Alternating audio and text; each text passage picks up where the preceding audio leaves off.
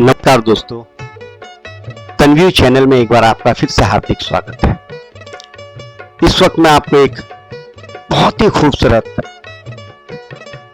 Tea garden दिखाने के लिए लेके जा रहा हूं, जिसको देखकर आप सिक्किम, दार्जिलिंग, ऊटी सब जगह का जितना भी आपने टी गार्डन देखे उनकी याद ताजा हो जाएगी। इस वक्त देवदार के जंगलों से मैं गुजर रहा हूं।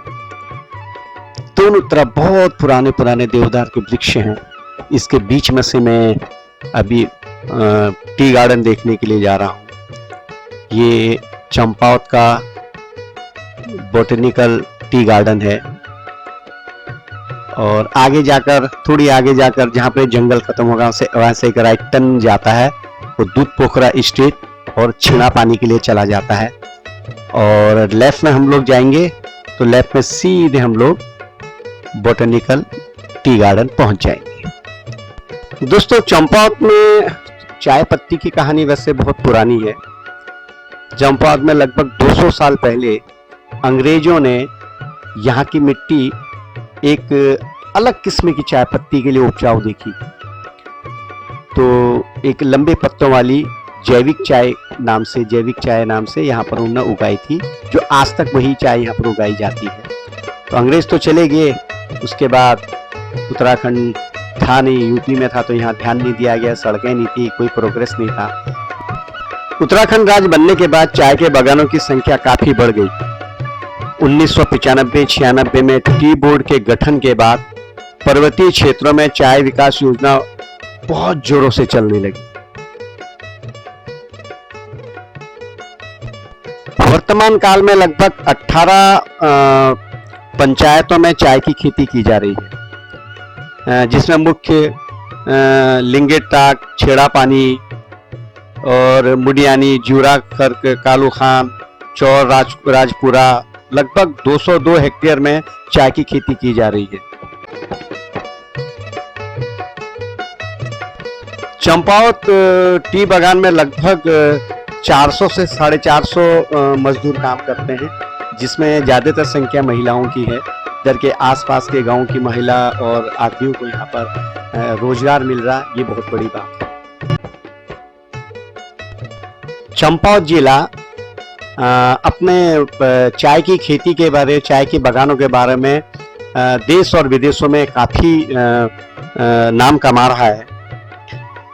और यहाँ के पहाड़ी इलाकों में 241 हेक्टेयर में 60,000 किलो चाय की पत्तियों का उत्पादन होता है।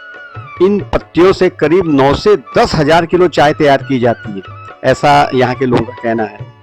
इन्हीं चाय बागानों में चंपावत के पास सिलिंग टॉप, जहाँ पर इस वक्त हम लोग हैं, यहाँ की लंबे पत्तों वाली चाय, जैविक चाय काफी प्रसिद्ध है, जिसे विदेशों में भेजा जाता है। पैरामाउंट मार्केटिंग कंपनी इस चाय को जर्मनी, इंग्लैंड सहित कई यूरोपीय देशों में निर्यात करती है।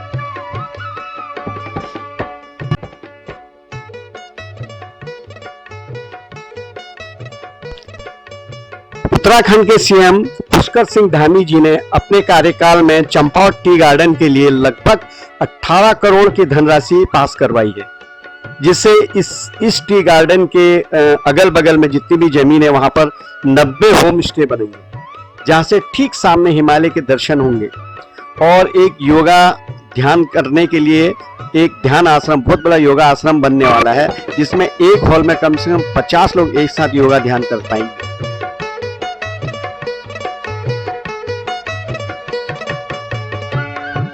पहले ये गार्डन में कोई शुल्क नहीं लगता था, लेकिन अब सैलानियों के लिए यहाँ पर 20 रुपया टिकट और 12 साल के छोटे बच्चे को फ्री में एंट्री है, क्योंकि इस वक्त अभी इस गार्डन में बहुत प्रोग्रेस हुई है। पहले मैं एक बार आया था, लेकिन इस बार आया था तो अभी व्यू पॉइंट बनाया हुआ, ऊपर एक बहुत अच्छा व्यू पॉइंट बनाया हुआ है। आप उसमें खड़े हो जाइए, उससे आपको चारों तरफ का टी गार्डन, कितना बड़ा 21 हेक्टेयर टी गार्डन पूरा दिखाई देगा आपको। देवदार के जंगल दिखाई देंगे और खूबसूरत चंपावत का शहर दिखाई देगा। तो और सामने एकदम हिमालयास, नंदा देवी, ये सब बड़े बड़े पहाड़ आपको दिखाई देंगे। अगर वो वेदर साफ रहा तो, हम तो बारिश में इसलिए कुछ नहीं है, ये अक्टूबर, नवंबर में, दिसंबर, जनवरी, फरवरी मास तक आपको सामने पूरा खूबसूरत हिमालय दिखाई देता है। यहाँ बहुत होम स्टे बनने वाले हैं और लोग वहाँ रहेंगे, रुकेंगे और सुबह सुबह योगा करेंगे। काफ़ी प्रोग्रेस यहाँ पर हो रहा है और जहाँ इसकी जो प्रोग्रेस देखने से ऐसा लगता है कि एक बार चंपावत का इस टी गार्डन का नाम बहुत फेमस हो जाएगा हिंदुस्तान के, विदेशों में तो हो ही रहा है नाम से, चाय पत्ती के नाम से। सामने देखो दिखाई दे रहा हो, व्यू पॉइंट दिखाई दे रहा है और काफ़ी टूरिस्ट लोग मैंने देखे, काफ़ी टूरिस्ट लोग यहाँ आए हुए हैं। चंपावत आने के लिए नज़दीकी स्टेशन आपको टनकपुर का रेलवे स्टेशन है, नहीं तो अगर दूसरे रास्ते आना चाहते तो काठगोदाम, जहाँ से आप नैनीताल अल्मोड़ा जाते हैं, वहीं से हल्द्वानी उतरने के बाद आपको डायरेक्ट टैक्सियाँ और बस हैं और दिल्ली से भी सीधी बस है चंपावत पिथौरागढ़ के लिए। और अगर आप यहाँ का नज़दीकी हवाई अड्डा है पंतनगर से अगर आप थोड़ी टैक्सी करके हल्द्वानी आए तो हल्द्वानी से सीधे हेलीपैड है चंपावत में। 2500 रुपये दे के आप हल्द्वानी से सीधे चंपावत हेलीपैड में 2500 रुपये दे के हेलीकॉप्टर से उतर सकते हैं। और काफ़ी होम स्टे हैं, होटल्स हैं, मार्केट है बहुत बड़ी और रहने की काफ़ी अच्छी व्यवस्था है। सबसे बढ़िया बात कि यहाँ के उत्तराखंडी लोग बहुत ही प्रेमी, ईमानदार स्वभाव से बहुत अच्छे लोग होते हैं। तो यहाँ मेहमानों को भगवान माना जाता है और आप उत्तराखंड आइए, घूमिए और यहाँ का आनंद लीजिए। बहुत से मेरे दोस्त लोग जितनी बार एपिसोड देखते हैं तो शायद उतनी बार सब्सक्राइब कर लेते हैं, तो सब्सक्राइब एक ही बार करना पड़ता है, बाकी उसके बाद आप लाइक और कमेंट्स कर सकते हैं कि एक बार सब्सक्राइब करके आपने वापस सब्सक्राइब किया तो अनसब्सक्राइब हो जाता है। तो इसलिए मेरे कभी बढ़ जाते हैं और कभी तक फट से 5-6 एपिसोड डालते ही कम हो जाते हैं, फिर एपिसोड डालते ही बढ़ जाते हैं। इस चीज़ का ध्यान रखिएगा प्लीज़। कार से जैसे ही आप बाहर निकलेंगे सामने ही आपको बहुत ही सुंदर खूबसूरत कैफे हाउस दिखाई देगा। उस कैफे हाउस में एक बार जरूर जाइए, बहुत अच्छा होटल है, रेस्टोरेंट है। यहाँ आप जैसे ही अंदर कॉफी हाउस में जाएंगे ऊपर फर्स्ट फ्लोर में, तो वहाँ से पूरा टी गार्डन का व्यू बहुत प्यारा दिखाई देता है। सामने हिमालय दिखाई देगा और एक तरफ से आपको चंपावत का पूरा शहर दिखाई देगा। और यहाँ आपको यहाँ की लोकल जो चाय है वो भी ग्रीन टी पीने को मिल जाएगी, यहाँ की जो लोकल चाय है।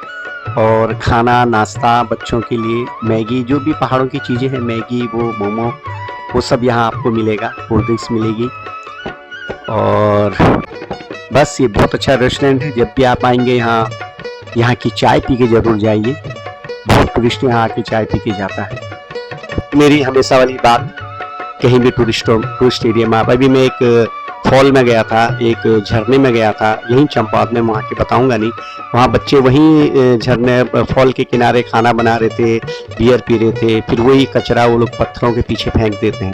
तो प्लीज़ आप इंजॉय कीजिए, मज़े लीजिए, लेकिन जितनी भी गंदगी है सामान आई थैली में भर के कहीं भी कचरे के डब्बे में, कूड़ेदान में, ऐसी डंपिंग जगह डंप कर दीजिए ताकि किसी बच्चे के हाथ में कांच वाच निकले। खासकर बियर की बोतलें तो नहीं तोड़नी चाहिए वहाँ पर। तो इस चीज़ का आप ध्यान रखिए प्लीज़। चलिए अब मुझे इजाज़त दीजिए, अपना खूब ध्यान रखिएगा, स्वस्थ रहिए, मस्त रहिए, अपने बुजुर्ग माँ बाप की सेवा कीजिए, बच्चों को प्यार कीजिए और फिर मिलूंगा किसी नई कहानी के साथ। तब तक के लिए नमस्कार।